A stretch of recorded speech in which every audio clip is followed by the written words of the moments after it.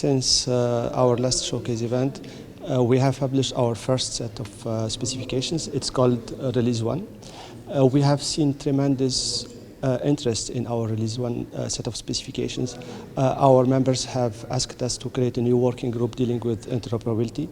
So we created that working group, and that working group organized the first interop event, which attracted no less than 30 companies, which showed interoperability among different products based on oneM2M specification. That's extremely important for wide-scale deployments of oneM2M specifications, because if you are a service provider, you want to avoid any form of vendor locking. In addition to that, we have seen 3 open source implementations pushed by our member companies in various recognized open source organizations, such as Linux Foundation or Eclipse Foundation. Open source is extremely important for helping the market develop, because they allow for device and application proliferation. In addition, we have attracted several new member companies. We are talking to other standards organizations because we recognize that other standards organizations can help build the big picture for IoT.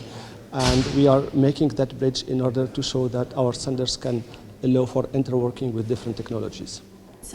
Some of the deployments we have seen for Release 1 include 2 service provider deployments in South Korea, along with a couple of smart city deployments also in Asia.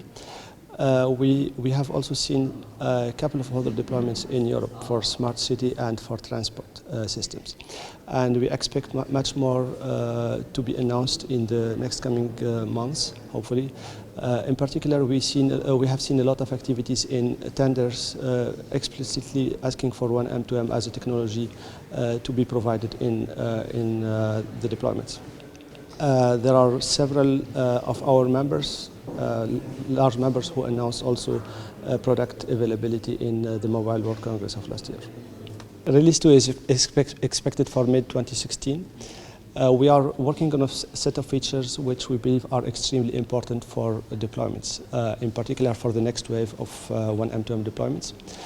Those include semantic interoperability, which is a way to integrate different applications across different verticals together in a nice and expedited fashion. That's one important feature. Another feature is how to bring together all those technologies such as OIC, All Scene Alliance, or KNX, you name it, for the home or for the buildings, together and provide a unique and seamless value proposition for the application developers.